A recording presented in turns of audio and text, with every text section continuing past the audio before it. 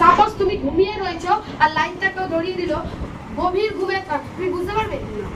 কি বলছো আন্টিরা? তুমি ঘুমিয়ে আছো, কেউ হাতে লাইট ধরিয়ে দিল, তুমি বুঝতে পারবে? পারবে তো? ঠিক সেরকম ঈশ্বর আমাদের আলো বর্ষণ করতে চাইছে। আমাদের যে বলা হলো না, অন্ধকার থেকে আমাদের বার করে আনবে, কিন্তু আমরা ঘুমিয়ে আছি। তোমরা কি জানো? তোমাদের অভিশাপ, তোমাদের অসুস্থতা, তোমাদের মন্দতা, তোমাদের সমস্ত কিছু, এটা হচ্ছে একটা জাগতিক ঘুম। জানো কি?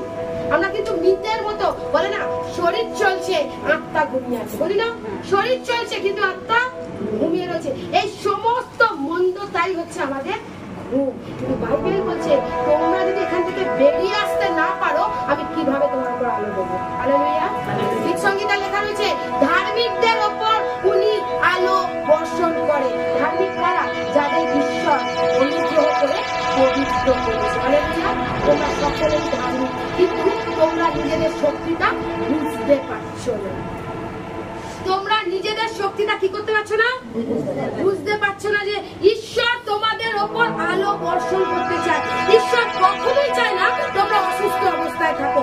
ঈশ্বর কখনো চায় না তোমরা গরিব অবস্থায় থাকো। ঈশ্বর কখনো চায় না তোমাদের মধ্যে কোনো মন্দতা থাকুক। কিন্তু তোমরা এটা নিজের দোষে, নিজের কারণে এগুলো সব নিজের মধ্যে নিয়ে নিচ্ছ। শয়তান খুব চালাক। শয়তান দেখবে যাতে এই আলো তোমার জীবনে না আসে, তাই নানাভাবে প্রচেষ্টা করবে এই আলোর পর আটকে দেওয়ার জন্য। তাই তো তুমি দেখো, এই দরজা জানলা যদি বন্ধ হয়ে থাকে, দেখবে সূর্যের আলো এসেও পৌঁছাতে পারে না। পারে?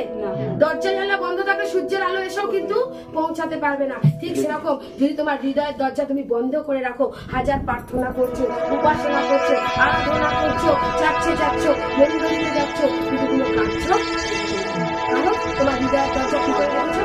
বন্ধ। সেই আলোটা তোমার উপর বর্ষণ হবে কি করে? ওঠো, কবর থেকে ওঠো। তোমাদের ঈশ্বর আলাদা ভাবে তৈরি করেছে, তোমাদের ঈশ্বর মনোনীত করেছে। দেখো মির্জাপুরে কত লোক আছে, তার মধ্যে গুটি কয়েক বছর হয়েছে। কেন? কারণ তোমাদের ঈশ্বর আলাদা ভাবে রেখেছে। তোমরা বোমরা কি বললো? আমি পড়ে গেছি মনে হচ্ছে তুলোর মধ্যে। ওনাদের কত খোয়া রয়েছে, ওনার মনে হচ্ছে আমি তুলোর মধ্যে। তার মানে ওনাকে আলাদা করে রাখা হয়েছে। হ্যাঁ কি না? কি ঠিক না ভুল বলছি? কেউ যাচ্ছে রাস্তা দিয়ে, বলো না এমন ভাবে আমি বেঁচে গেলাম, মনে হলো যে কিভাবে আমি বেঁচে গেলাম, কেউ আমাকে সরিয়ে নিল। তাই তো এমন ভাবে বাঁচলাম, মনে হলো কেউ আমাকে সরিয়ে নিল। এটা হচ্ছে ঈশ্বরের আলো। এটা হচ্ছে কি? ঈশ্বরের আলো। এই আলোটা তোমাদের উপর পড়তে দাও। আমরা নিজের দোষে এই আলোটা আমাদের মধ্যে নিতে চাইছি না, তাই ঈশ্বর আমাদের আশীর্বাদ করতে পারছে না।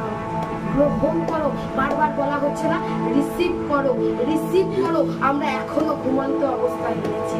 এই ঘুম কখন ভাঙবে? যখন তোমরা বাইবেল পড়বে, যত তোমরা প্রার্থনা থাকবে, যত বিশ্বাসীদের সাথে থাকবে। দেখবে শয়তান বেশিরভাগ তোমাকে কি করবে? অবিশ্বাসীদের সাথে মিশতে দেবে। ওদের সাথে দেখবে কথা বলতে তোমার খুব ভালো লাগবে, কারণ শয়তান ভাবে যে এদের সাথে কথা বললেই প্রভু ওর মধ্যে আলো দিতে পারবে না, ওর জীবন কি হবে? অন্ধকারে পরিপূর্ণ হয়ে যাবে। তাই দেখবে সাধু পৌল বারবার বলছে অবিশ্বাসীদের সাথে তোমার সম্পর্ক কিসের?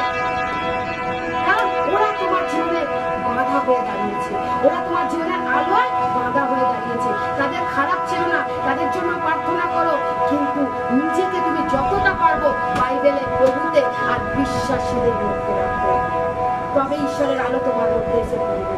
কিন্তু বিশ্বাস করো আন্টিরা, আমরা কিন্তু কবরের মধ্যে রয়েছি। কি জানি অ্যাকচুয়ালি আমরা কবরে রয়েছি।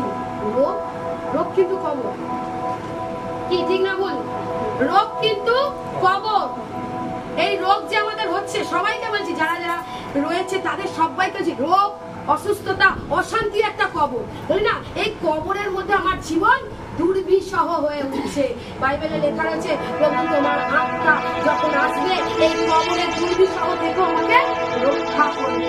আজকে তোমাদের সবাইকে ঈশ্বর রক্ষা করতে চাইছে, তোমাদের সবাইকে ঈশ্বর মনোনীত করতে চাইছে। তোমরা বেরিয়ে আসো, শুধু একটা বাড়িয়ে হাতটা বাড়াও। প্রভু নিজে আসছে তোমার হাত ধরতে। হালেলুয়া। প্রভু নিজে আসছে তোমাকে আলো দিতে। বাইবেল বলছে তোমরা হচ্ছ জ্যোতি। হালেলুয়া। কি বলছে? তোমাদের আলোয় তোমার পরিবার আলোকিত হবে, তোমাদের আলোয় তোমার ঈশ্বর তোমাদের জ্যোতি তৈরি করেছে। ঈশ্বর হচ্ছে সেই সূর্য, আর আমরা হচ্ছে সেই পৃথিবীর মতো তার চারিদিকে ঘুরছি বলে আলোটা পাচ্ছি। যদি স্থির হয়ে দাঁড়িয়ে থাকতাম পেতে, যদি পৃথিবী একটা জায়গায় স্থির হয়ে দাঁড়িয়ে থাকতো, সূর্যের আলোটা 24 ঘন্টা কি পেত? পেত কি পেত না?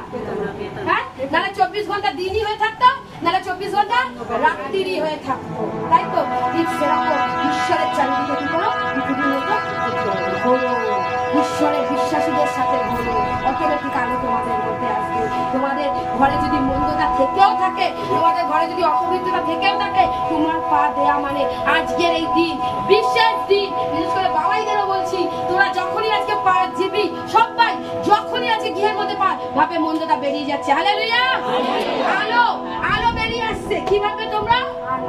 আলো আসছে। তোমাদের যাওয়া মানে তোমাদের সাথে জ্যোতি যাওয়া, তোমাদের যাওয়া মানে তোমাদের সাথে স্বর্গের দূত যাওয়া। হালেলুয়া! তোমরা পা রাখছো না, তোমাদের সাথে স্বর্গের দূতও তোমাদের সাথে পা রাখছে তোমার বাড়ির মধ্যে। কি বলছো? এই অন্ধকারের মধ্যে সামান্য যদি একটা ছোট আলো জ্বালানো হয়, এটা আলোকিত হয়ে যায়, তাই না? তোমাদের